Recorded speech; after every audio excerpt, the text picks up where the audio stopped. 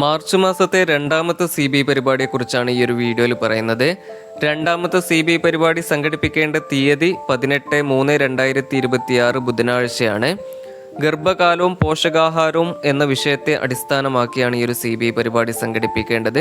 നമ്മുടെ അങ്കണവാടി പ്രദേശത്തെ ഗർഭിണികൾ, അവരുടെ കുടുംബാംഗങ്ങൾ തുടങ്ങിയവരെ ഈ ഒരു CBI പരിപാടിയിൽ പങ്കെടുപ്പിക്കാവുന്നതാണ്. ഇതുമായി ബന്ധപ്പെട്ട വിശദമായിട്ടുള്ള നോട്ട് ഈ ഒരു വീഡിയോയുടെ അവസാനത്തിൽ നൽകിയിട്ടുണ്ട്. അന്നപ്രസാൻ ദിവസ് എന്ന തീമിലാണ് CBI പരിപാടി പോഷൻ ട്രാക്കറിൽ രേഖപ്പെടുത്തേണ്ടത്. CBI പരിപാടിയുടെ വിവരങ്ങൾ പോഷൻ ട്രാക്കറിൽ രേഖപ്പെടുത്തുന്നതിനായിട്ട് ഏറ്റവും താഴെ വലതുവശത്ത് കാണുന്ന മോർ എന്ന ഒരു ഓപ്ഷനിൽ ക്ലിക്ക് ചെയ്യുക. അപ്പോൾ ഇതേ രീതിയിൽ ഇവൻറ്റ്സ് എന്നൊരു ഓപ്ഷൻ കാണാൻ സാധിക്കും. മലയാളത്തിലാണെങ്കിൽ പരിപാടികൾ എന്നാണ് കാണാൻ സാധിക്കുക. ആ ഒരു ഓപ്ഷനിൽ ക്ലിക്ക് ചെയ്യുക. അപ്പോൾ ഇതേ രീതിയിൽ CBI എന്നൊരു ഓപ്ഷൻ കാണാൻ സാധിക്കും. അതിൽ ക്ലിക്ക് ചെയ്യുക.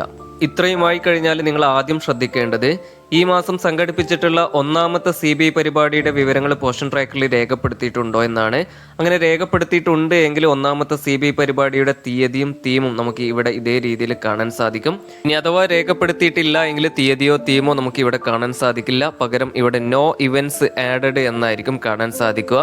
അപ്പോൾ ഇത്തരത്തിൽ നോ ഇവന്റ് ആഡഡ് എന്നാണ് കാണുന്നത് എങ്കിൽ നമ്മൾ ഒന്നാമത്തെ CBI പരിപാടിയുടെ വിവരങ്ങൾ രേഖപ്പെടുത്തിയിട്ടില്ല എന്നാണ് മനസ്സിലാക്കേണ്ടത്. അപ്പോൾ ഇത്തരത്തിൽ നോ ഇവന്റ് ആഡഡ് എന്നാണ് കാണുന്നത് എങ്കിൽ ആദ്യം ഒന്നാമത്തെ CBI പരിപാടിയുടെ വിവരങ്ങൾ രേഖപ്പെടുത്താൻ പ്രത്യേകം ശ്രദ്ധിക്കണം. കാരണം ഒന്നാമത്തെ CBI രേഖപ്പെടുത്താതെയാണ് നമ്മൾ രണ്ടാമത്തെ CBI രേഖപ്പെടുത്തുന്നത് എങ്കിൽ പിന്നീട് നമുക്ക് ഒന്നാമത്തെ CBI രേഖപ്പെടുത്താൻ സാധിക്കുകയില്ല. അപ്പോൾ അതുകൊണ്ട് തന്നെ ഒന്നാമത്തെ CBI രേഖപ്പെടുത്തിയിട്ടുണ്ട് എന്ന കാര്യം ഉറപ്പുവരുത്തിയതിനു ശേഷം മാത്രം രണ്ടാമത്തെ CBI രേഖപ്പെടുത്തുക. രണ്ടാമത്തെ CBIയുടെ വിവരങ്ങൾ രേഖപ്പെടുത്തുന്നതിനായിട്ട് ഏറ്റവും താഴെ കാണുന്ന നീല നിറത്തിലുള്ള പ്ലസ് ചിഹ്നത്തിൽ ക്ലിക്ക് ചെയ്യുക. അപ്പോൾ ഇതേ രീതിയിൽ മറ്റൊരു പേജ് ഓപ്പൺ ആയിട്ട് വരും. അതിൽ ഡേറ്റ് എന്നതിന്റെ വലതുവശത്ത് കാണുന്ന ഈ ഒരു കലണ്ടറിന്റെ ചിഹ്നത്തിൽ ക്ലിക്ക് ചെയ്ത് രണ്ടാമത്തെ CBI പരിപാടിയുടെ കൃത്യമായിട്ടുള്ള തീയതി സെലക്ട് ചെയ്യുക. അതിനുശേഷം തൊട്ടു താഴെ കാണുന്ന സെലക്ട് തീം എന്ന ഒരു ഓപ്ഷനിൽ ക്ലിക്ക് ചെയ്യുക. അപ്പോൾ ഇതേ രീതിയിൽ തീമുകളുടെ ലിസ്റ്റ് കാണാൻ സാധിക്കും. അതിൽ നിന്നും അന്നപ്രസാൻ ദിവസ് എന്ന തീം കൃത്യമായിട്ട് സെലക്ട് ചെയ്യുക. അപ്പോൾ ഇതുപോലെ നമ്മൾ സെലക്ട് ചെയ്തിട്ടുള്ള തീയതിയും തീമും കാണാൻ സാധിക്കും. അത് രണ്ടും കൃത്യമാണ് എന്ന് ഉറപ്പുവരുത്തിയതിനു ശേഷം ഏറ്റവും താഴെ കാണുന്ന സബ്മിറ്റ് എന്ന ഒരു ബട്ടണിൽ ക്ലിക്ക് ചെയ്ത് ഫോം സബ്മിറ്റ് ചെയ്യുക. ഫോം സബ്മിറ്റ് ചെയ്ത് കഴിഞ്ഞാൽ പിന്നീട് നമുക്ക് ഇതേ രീതിയിലായിരിക്കും കാണാൻ സാധിക്കുക. ഏറ്റവും മുകളിലായിട്ട് ഈ മാസത്തെ ഒന്നാമത്തെ CBI പരിപാടിയുടെ തീയതിയും തീമും കാണാൻ സാധിക്കും. തൊട്ടു താഴെയായിട്ട് നമ്മൾ പുതുതായിട്ട് രേഖപ്പെടുത്തിയിട്ടുള്ള രണ്ടാമത്തെ CBI പരിപാടിയുടെ തീയതിയും തീമും ഇതേ രീതിയിൽ കാണാൻ സാധിക്കും. ഇവിടെ നിങ്ങളൊരു കാര്യം പ്രത്യേകം ശ്രദ്ധിക്കേണ്ടത്, നമ്മൾ രേഖപ്പെടുത്തിയിട്ടുള്ള രണ്ടാമത്തെ CBI പരിപാടിയുടെ തീയതിയിലോ തീമിലോ എന്തെങ്കിലും തെറ്റ് വന്നിട്ടുണ്ട് എങ്കിൽ നമുക്കത് അന്നേ ദിവസം മാത്രം എഡിറ്റ് ചെയ്യാൻ സാധിക്കുന്നതാണ്. അപ്പോൾ അതിനായിട്ട് ഇവിടെ വലതുവശത്ത് കാണുന്ന ഈ ഒരു പെൻസിലിന്റെ ചിഹ്നത്തിൽ ക്ലിക്ക് ചെയ്ത് നമുക്ക് ആ ഒരു തീയതിയോ തീമോ എഡിറ്റ് ചെയ്യാൻ സാധിക്കുന്നതാണ്.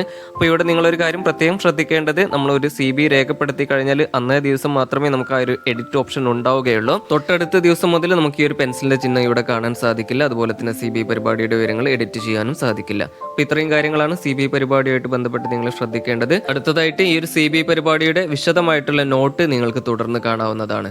ഗർഭകാലവും ഗർഭസ്ഥ ശിശുവിന്റെ ആരോഗ്യവും ഏതൊരു സ്ത്രീയിലും അത്യധികം ആനന്ദം ഉളവാകുന്ന സന്ദർഭമാണ് തന്റെ ഉള്ളിൽ ഒരു കുഞ്ഞു വളരുന്നു എന്ന് തിരിച്ചറിയുന്ന ആ ഒരു നിമിഷം. എന്നാൽ അപ്പോൾ മുതൽ തുടങ്ങുകയായി അവളിൽ സംശയങ്ങളും ആശങ്കകളുമൊക്കെ. കിടക്കുന്നതെങ്ങനെയാകണം, വ്യായാമങ്ങൾ ഏതു വിധേനയാകണം, എന്തെല്ലാം കഴിക്കാം, എന്തൊക്കെ കഴിക്കരുത് എന്ന് തുടങ്ങുന്ന സംശയങ്ങളുടെ നീണ്ട പട്ടിക. ഗർഭിണിയാണെന്ന് അറിയുന്ന നിമിഷം മുതൽ പിന്നെ നിർബന്ധങ്ങളാണ്. എന്തൊക്കെ കഴിക്കണം, എന്തൊക്കെ ഒഴിവാക്കണം, വ്യായാമം എപ്പോൾ, എങ്ങനെ ചെയ്യണം, ഇരിക്കുമ്പോഴും കിടക്കുമ്പോഴും ശ്രദ്ധിക്കേണ്ടത് എന്തൊക്കെ എന്ന് തുടങ്ങി നിരവധി കാര്യങ്ങൾ അവൾ ശ്രദ്ധിക്കണം. അമ്മയാകാൻ തയ്യാറെടുക്കുക എന്നത് ഒരു സ്ത്രീയുടെ ജീവിതത്തിലെ ഏറ്റവും പ്രധാന നിമിഷങ്ങളിൽ ഒന്നാണ്. ഗർഭാവസ്ഥ മുതൽ വളരെ കരുതലോടെ ജീവിക്കുകയും ആരോഗ്യ ഭക്ഷണ കാര്യങ്ങളിൽ വളരെയധികം ശ്രദ്ധ കൊടുക്കേണ്ട സമയവുമാണിത്. ആരോഗ്യകരമായ ഭക്ഷണക്രമം ആരോഗ്യകരമായ ജീവിതശൈലിയുടെ ഒരു പ്രധാന ഭാഗമാണ്. ആരോഗ്യമുള്ള കുഞ്ഞിനെ ലഭിക്കാൻ ഈ സംശയങ്ങളെല്ലാം ദൂരീകരിച്ച് ആരോഗ്യകരമായ ജീവിതശൈലി പിന്തുടരാൻ ഗർഭിണികൾ പ്രത്യേക ശ്രദ്ധ ചെലുത്തും. കാരണം ഗർഭാലം എന്നാൽ അവളെ സംബന്ധിച്ച് ജീവിതത്തിലെ ഏറ്റവും പ്രധാനപ്പെട്ട ഘട്ടമാണ്. അമ്മയിൽ ശാരീരികമായ വ്യത്യാസങ്ങൾ കാണപ്പെടുന്നതോടെ അമ്മയും കുഞ്ഞും തമ്മിൽ അഭേദ്യമായ ഒരു ബന്ധം രൂപപ്പെടുന്നു. അതുകൊണ്ടാണ് അമ്മയ്ക്ക് തന്നെക്കുറിച്ചും ഗർഭസ്ഥ ശിശുവിനെക്കുറിച്ചും നിരന്തര സംശയങ്ങൾ ഉടലെടുക്കുന്നത്. താൻ കഴിക്കുന്നതെന്തും കുഞ്ഞിലേക്കും എത്തുമെന്ന പൂർണ്ണബോധ്യമുള്ളതിനാൽ ഭക്ഷണശീലങ്ങളിൽ വരെ ഗർഭിണികൾ പ്രത്യേക ശ്രദ്ധാലുക്കളാണ്. ഗർഭാലത്ത് പഴങ്ങളും പച്ചക്കറികളും ആഹാരക്രമത്തിൽ കൂടുതലായി ഉൾപ്പെടുത്തേണ്ടതിന്റെ ആവശ്യകതയെക്കുറിച്ച് ഏവർക്കും അറിയാം. ഗർഭിണികൾ അവർക്കിഷ്ടമുള്ളതെന്തും കഴിക്കണം എന്ന് പ്രായമായവർ പറയാറുണ്ട്. എന്നാൽ ഇഷ്ടമുള്ളതെല്ലാം ഗർഭാലത്ത് കഴിക്കുന്നത് ഗുണത്തേക്കാളേറെ ദോഷമേ ചെയ്യൂ. ഇഷ്ടമുള്ള ഭക്ഷണപദാർത്ഥങ്ങളൊക്കെ അളവിൽ കൂടുതൽ കഴിച്ചാൽ തടി കൂടുന്നതോടൊപ്പം ഷുഗർ, കൊളസ്ട്രോൾ തുടങ്ങിയ ആരോഗ്യ പ്രശ്നങ്ങൾ ഗർഭാലത്ത് ഉണ്ടാകാനുള്ള സാധ്യത ഏറെയാണ്. അതിനാൽ ഗർഭിണിയുടെ ഭക്ഷണം കൂടുതൽ പോഷകസമൃദ്ധവും സമീകൃതവുമായിരിക്കാൻ ശ്രദ്ധിക്കണം. ആരോഗ്യവാനായ കുഞ്ഞിനായി ഗർഭിണികൾ കഴിക്കേണ്ട പോഷകസമ്പുഷ്ടമായ ഭക്ഷണങ്ങൾക്കൊപ്പം കഴിക്കാൻ പാടില്ലാത്ത ഭക്ഷണങ്ങളുമുണ്ട്. എന്നാൽ നിങ്ങൾ ഗർഭിണിയാണെങ്കിൽ അല്ലെങ്കിൽ ഗർഭിണിയാവാൻ ഒരുങ്ങുകയാണെങ്കിൽ ഹെൽത്തി ഫുഡ് കഴിക്കേണ്ടത് അത്യന്താപേക്ഷിതമാണ്. ആരോഗ്യകരമായ ഭക്ഷണം നിങ്ങൾക്ക് ആരോഗ്യം പ്രദാനം ചെയ്യുന്നതിനോടൊപ്പം നിങ്ങളുടെ കുഞ്ഞിന് ആവശ്യമായ പോഷകങ്ങൾ നൽകുകയും ചെയ്യുന്നു. എല്ലായ്പ്പോഴും എല്ലാ പോഷകങ്ങളുടെയും ഉചിതമായ മിശ്രിതം ഉപയോഗിച്ച് സമീകൃതാഹാരം തയ്യാറാക്കി കഴിക്കുക. ഗർഭിണി ദിവസേനയുള്ള ഭക്ഷണത്തിൽ ഉൾപ്പെടുത്തേണ്ട ആഹാര പദാർത്ഥങ്ങൾ: പച്ചക്കറികളും പയർവർഗ്ഗങ്ങളും, ധാന്യങ്ങൾ, പാൽ, തൈര്, ചീസ്, മാംസം, കോഴി, മത്സ്യം, മറ്റു വിഭവങ്ങൾ, പഴങ്ങൾ. ദിവസവും ധാരാളം വെള്ളം കുടിക്കാൻ ശ്രദ്ധിക്കുക. ഗർഭിണിയുടെ ഭക്ഷണശീലം: ഗർഭകാലത്ത് 2 പേരുടെ ഭക്ഷണം അമ്മ ഗർഭാവസ്ഥയിൽ കഴിക്കണം എന്ന് പറയാറുണ്ട്. എന്നാൽ ഇതൊരു മിഥ്യാധാരണയാണ്. നിങ്ങൾ കഴിക്കുന്ന ഭക്ഷണത്തിന്റെ അളവിനേക്കാൾ ഗുണനിലവാരത്തിൽ ശ്രദ്ധ കേന്ദ്രീകരിക്കുന്നത് പ്രധാനമാണ്. കൊഴുപ്പും പഞ്ചസാരയും കൂടുതൽ ഉള്ള ഭക്ഷണങ്ങൾ നിങ്ങൾ ഒഴിവാക്കണം, കാരണം അവ ആരോഗ്യകരമല്ല അല്ലെങ്കിൽ അവ കുഞ്ഞിന് അപകടകരമാണ്. നിങ്ങൾക്ക് ഗർഭകാല പ്രമേഹം ഉണ്ടായാൽ നിങ്ങളുടെ ഭക്ഷണക്രമത്തിൽ നിങ്ങൾ ശ്രദ്ധിക്കേണ്ടതുണ്ട്. അങ്ങനെയുള്ള സാഹചര്യങ്ങളിൽ നിങ്ങളുടെ ഡോക്ടറുടെ ഉപദേശം തേടിയ ശേഷം ഭക്ഷണക്രമത്തിൽ വേണ്ട മാറ്റങ്ങൾ വരുത്തണം. ധാരാളം പഴങ്ങളും പച്ചക്കറികളും കഴിക്കുക. പഴങ്ങളിലും പച്ചക്കറികളിലും വിറ്റാമിനുകളും ധാതുക്കളും അടങ്ങിയിരിക്കുന്നു. ഇത് ദഹനത്തെ സഹായിക്കുകയും മലബന്ധം തടയുകയും ചെയ്യുന്നു. ഒരു ദിവസം പലതരം പഴങ്ങളും പച്ചക്കറികളും കഴിക്കുക. പച്ചക്കറികൾ അല്പം വെള്ളത്തിൽ ചെറുതായി വേവിക്കുക, അല്ലെങ്കിൽ അവ പച്ചയായി കഴിക്കുക.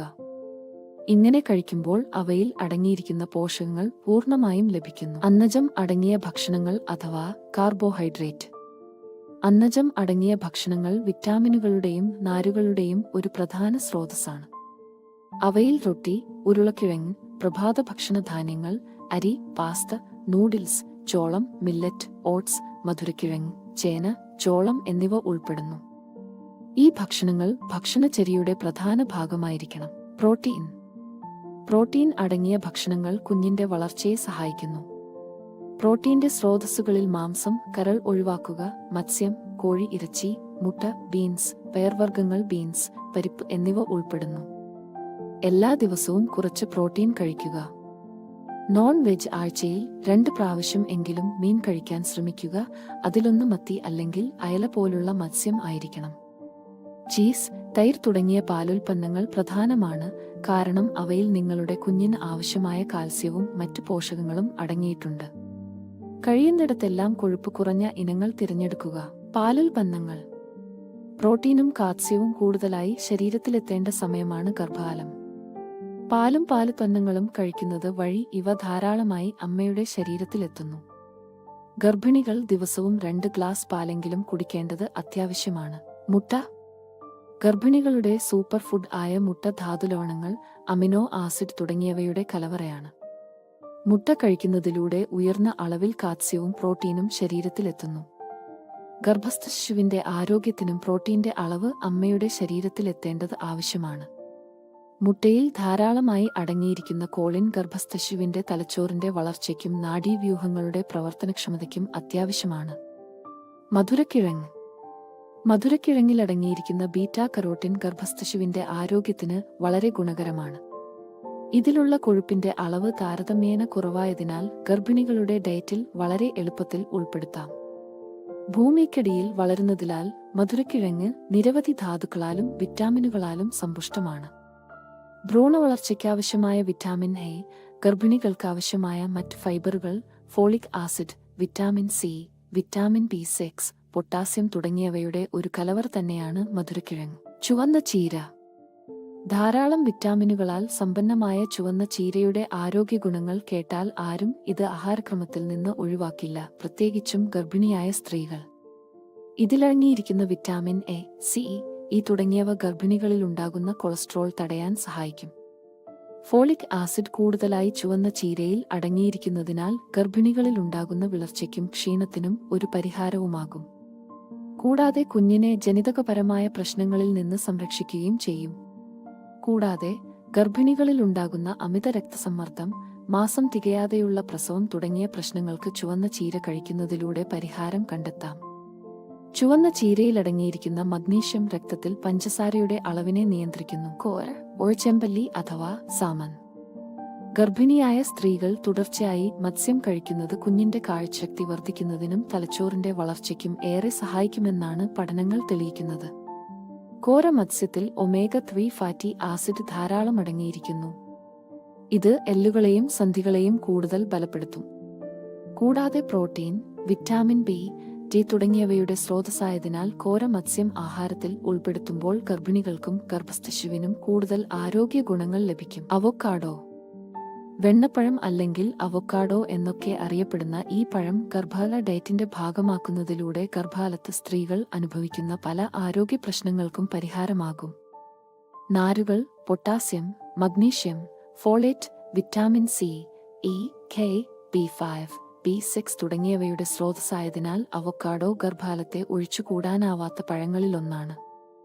ഗർഭകാലത്ത് അനുഭവപ്പെടുന്ന കോച്ചിവലിക്കൽ, ഛർദി തുടങ്ങിയ അസ്വസ്ഥതകൾക്ക് ആശ്വാസം നൽകാൻ ഈ പഴത്തിന് കഴിയും. പരിമിതപ്പെടുത്തേണ്ട ഭക്ഷണങ്ങൾ. നിങ്ങൾ ഗർഭിണിയായിരിക്കുമ്പോൾ താഴെ പറഞ്ഞ ഭക്ഷണങ്ങൾ നിങ്ങൾ കഴിക്കുന്നത് കുറയ്ക്കണം. ചോക്ലേറ്റ്, ബിസ്ക്കറ്റ്, പേസ്ട്രികൾ, ഐസ്ക്രീം, കേക്ക്, പുഡിംഗുകൾ, ശീതളപാനീയങ്ങൾ എന്നിങ്ങനെ പഞ്ചസാര കൂടുതലുള്ള ഭക്ഷണങ്ങൾ. ഇത് അമിത ശരീരഭാരം, ദന്തക്ഷയം എന്നിവയ്ക്ക് കാരണമാകും. കൊഴുപ്പ് കൂടുതലുള്ള ഭക്ഷണങ്ങൾ, എല്ലാ കൊഴുപ്പുകളും, വെണ്ണ ഉൾപ്പെടെ, എണ്ണകൾ, സാലഡ് ഡ്രസ്സിംഗുകൾ, ക്രീം എന്നിവ കലോറിയിൽ വളരെ ഉയർന്നതാണ്. കൂടുതൽ കൊഴുപ്പുള്ള ഭക്ഷണങ്ങൾ കഴിക്കുന്നത് ശരീരഭാരം വർദ്ധിപ്പിക്കാൻ സാധ്യതയുണ്ട്. വളരെയധികം പൂരിത കൊഴുപ്പുള്ളത് രക്തത്തിലെ കൊളസ്ട്രോളിന്റെ അളവ് വർദ്ധിപ്പിക്കും. ഇത് ഹൃദ്രോഗത്തിനുള്ള സാധ്യത വർദ്ധിപ്പിക്കുന്നു. പൂരിത കൊഴുപ്പ് കുറയ്ക്കാൻ ശ്രമിക്കുക. കാപ്പി. പലർക്കും ഒഴിച്ചുകൂടാനാകാത്ത പാനീയങ്ങളിലൊന്നാണ് കാപ്പി. ഇതിലടങ്ങിയിരിക്കുന്ന കഫീൻ ഗർഭസ്ഥശിശുവിന്റെ തൂക്കം കുറയാൻ കാരണമാകും. ചില സന്ദർഭങ്ങളിൽ ഗർഭം അലസിപ്പോകാനും സാധ്യതയുണ്ട്. കഫീൻ അമിതമായ അളവിൽ ശരീരത്തിലെത്തിയാൽ ഗർഭിണികളിൽ ഹൃദയമിടിപ്പ് കൂടുന്നതിനും അസിഡിറ്റി ഉണ്ടാകുന്നതിനും സാധ്യതയുണ്ട്. അതുകൊണ്ട് കാപ്പി മാത്രമല്ല, കഫീൻ അടങ്ങിയ എല്ലാ പാനീയങ്ങളുടെയും ഉപയോഗം ഗർഭാവസ്ഥയിൽ ഒഴിവാക്കിയേ തീരൂ. പപ്പായ. പപ്പായയ്ക്കുള്ള ആരോഗ്യ ഗുണങ്ങൾ വളരെയേറെയാണ്. എന്നാൽ ഗർഭിണികൾ വർജിക്കേണ്ട ഒരു പ്രധാന ഭക്ഷണമാണിത്. ഗർഭം അലസാൻ സാധ്യതയുള്ള ചില എൻസൈമുകൾ പപ്പായയിലടങ്ങിയിരിക്കുന്നു. പച്ച പപ്പായയിൽ അടങ്ങിയിരിക്കുന്ന പപ്പൈൻ എന്ന രാസപദാർത്ഥം ഗർഭപാത്രം സങ്കോചിപ്പിക്കാൻ കാരണമാകും. അതുവഴി ഗർഭമലസുകയും ചെയ്തേക്കാം. പ്രസവസമയത്തെന്ന പോലെയുള്ള വേദന ഗർഭിണികളിൽ അനുഭവപ്പെടാം. അതുകൊണ്ട് ഗർഭകാലത്ത് ഈ പഴം പൂർണ്ണമായും ഒഴിവാക്കുന്നതാണ് നല്ലത്. പൈനാപ്പിൾ. പ്രോട്ടീനും വിറ്റാമിനുകളും കൊണ്ട് സമ്പുഷ്ടമാണ് പൈനാപ്പിൾ. എന്നാൽ ഗർഭകാലത്ത് പൈനാപ്പിൾ കഴിക്കുന്നത് അബോർഷൻ ഉണ്ടാകാനുള്ള സാധ്യത വർദ്ധിപ്പിക്കുമെന്നാണ് പഠനങ്ങൾ തെളിയിക്കുന്നത്. ഇതിലടങ്ങിയിരിക്കുന്ന ബ്രോമിലെയിൻ എന്ന എൻസൈം ഗർഭപാത്രം സങ്കോചിക്കാൻ കാരണമാക്കുകയും ഗർഭം അലസാൻ സാധ്യത വർദ്ധിപ്പിക്കുകയും ചെയ്യും. അതിനാൽ കൈതച്ചക്കയുടെ ഉപയോഗവും ഗർഭകാലത്ത് ഒഴിവാക്കാം. മദ്യം. ഗർഭിണികൾ പൂർണ്ണമായും ഒഴിവാക്കേണ്ട ഒന്നാണിത്. എത്ര കുറഞ്ഞ അളവിലാണ് കഴിക്കുന്നതെങ്കിലും മദ്യം ഗർഭസ്ഥശിശുവിനെ ദോഷകരമായി ബാധിക്കും. മദ്യപിക്കുന്ന ഗർഭിണികളിൽ നിന്നും മദ്യത്തിന്റെ അംശം പ്ലാസന്റ വഴി കുഞ്ഞിന്റെ ശരീരത്തിലെത്തുന്നു. മദ്യത്തിലടങ്ങിയിരിക്കുന്ന ചില രാസപദാർത്ഥങ്ങൾ ഫെറ്റൽ ആൽക്കഹോൾ സിൻഡ്രോമി എന്ന പ്രത്യേകതരം രോഗം കുഞ്ഞിൽ ഉണ്ടാക്കും. കൂടാതെ ബുദ്ധിമാന്ദ്യം, ഹൃദയവാൽവിന്റെ തകരാർ, ലേണിംഗ് ഡിസോർഡർ തുടങ്ങിയ പല വൈകല്യങ്ങളും കുഞ്ഞുങ്ങളിൽ രൂപപ്പെടും. കുഞ്ഞിന്റെ തലച്ചോറിന്റെ വളർച്ചയെയും ഇത് ബാധിക്കുമെന്ന് മദ്യം കഴിക്കുന്ന ഗർഭിണികൾ ഓർക്കണം.